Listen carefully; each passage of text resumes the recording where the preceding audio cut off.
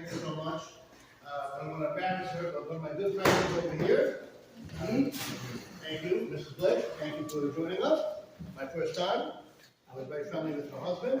Big son of Chacham. It's nice to have you here. Thank you for joining us. I'm sorry for embarrassing you. Okay, and of course, all my old friends, and thank you for joining us. I was asked to say from Mrs. Weiss's Torah on this week's parsha.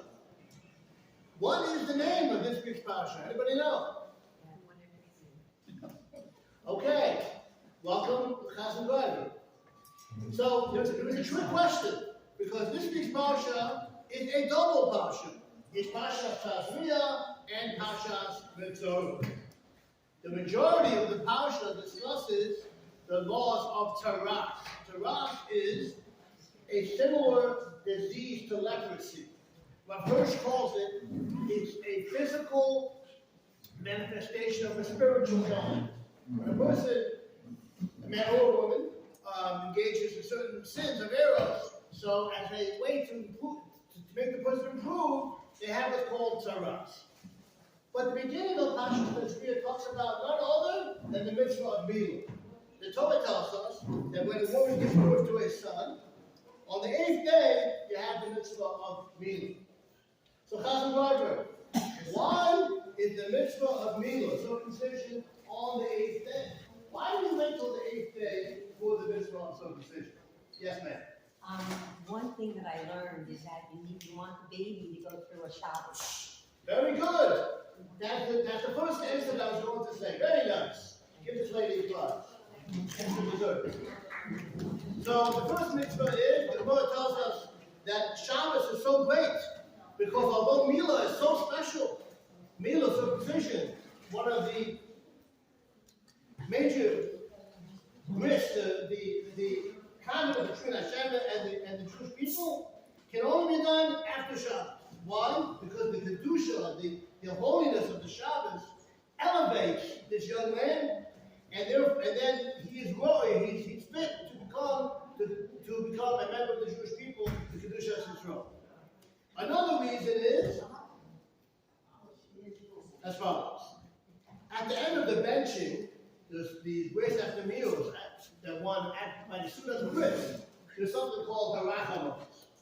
Right there, the first one is, you say, that Hashem, the Rachamon, the Goshen Quran, he should bless the father of the young lad and his mother, and he should be Zocha to raise up this young man, to educate him, to make him wise. On the 8th day and on, you can do the mitzvah of circumcision, and may Hashem be with you. Why did he mention that at the Sudas Bris? And the answer is, the bringing of the young man to his bris is similar to bringing a korban, an animal to be sacrificed on the mikdash. A bris milah is similar to a korban. That's why it's very important to have a seudas bris. You have a meal with the circumcision. Just like a korban, when the animal is brought on the altar, part of the ceremony is you eat the animal after it's brought. So the young man is similar to a korban. And just like a korban, an animal can only be used after the child is 8 days old. We will read this in Hashem in 2 weeks, in Parshas Emor, that after the animal goes through the Shabbos, possibly, then the animal can become a korban. So too, this young man, which is similar to a korban, has the status of a sacrifice, and therefore, it can only be done after the 8th day. 2 reasons given for the mitzvah of Milah, why on the 8th day. A little bit more about Milah, while I still have the crowd. We say at a bris that just like this young man in Shem Shenichnas the bris, just like he entered the bris, so we should enter. So we have out here. The title, the chuppah, for the Ma'asim Tiger. What is the connection? It seems like there's something about the entering. Just like the young man entered the bris, he should also enter into the Torah of chuppah and Ma'asim Torah. Why is that? So a cute shot is as follows. You might enjoy this. When the young man is 8 years old, he comes in with humility. He's humble. He doesn't know what's going on. The young man, he's coming in. He comes in.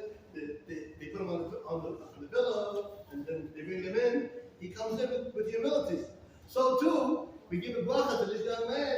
He should also enter into the Torah and Chopra Ma'asim Torah the same way. Just like you came into the bris, you came in humbly, you should also come into Torah and Chopra Ma'asim Torah also in that way. We say at the Harachamons, I started at the beginning, and I'll tell you another interesting thing. We say, we bless that this young man, his parents should be Zoka, Legadlo, to raise him up. Lechatlo, to educate him. Lechatlo, to make him wise. Now, the order is a little bit interesting because the education starts right away. You should say Lechatlo. First you educate him, then he gets up, he gets older, and then he becomes wise. Why did they reverse the order? The answer is, watch this, very cute. It's one thing to educate a young man when the young man is young. It's another thing to educate older people when somebody's older and they're stuck in their ways. And then to educate them, that's already a higher madriga, a bigger accomplishment. So that's why we say that. You should continue to be able to be mashpia, to influence your children. Not only when they're young, because they listen to you, before you go to the bridge. But we give them bracha that they should be zayda, to also, even when they get older, to also continue to listen to them. I don't want to leave parshas Mitzorah alone. So I'm going to say a short about Torah, parshas Mitzorah, so he shouldn't be insulted. We spoke so much about Tazriah. What happened to me? So you know what? We'll make Mitzorah happy. I'll say a short truth part for parshas Mitzorah. Parshas Mitzorah continues to discuss the main theme of the parasha, which is the Tazriah, which we discussed before. The Tazriah can come on three ways. It can come, first it comes on the clothing, and then it comes on the house, and then if the person still doesn't repent, then it goes on the life. For 1 minute, we're going to talk about the Tazriah on the house. What happens is, the person calls the Kohen, the Kohen comes to the house, and the Kohen pronounces it. This is Tazriah, this is the ailment, and then the halacha spot. So the Torah says one word, which makes a big difference. The Torah says that when he calls up the Kohen and he says, Kohen, please come over, I have to show you a possible nega, a possible ailment. He says, Kin nega. It appears to me as if there's a nega on the house. Why that stress? So Chazal tell us that even if the person's a Torah scholar and he knows it's a nega, you still, when you call the Kohen, you have to talk with humility and say, Rabbi, please come over. I think there's a nega. Why say you think if you know there is? The answer is they teach us the importance of humility. Even if you know something, always talk humility. Always talk nice. Always talk humble. A beautiful lesson that we can learn from the Torah.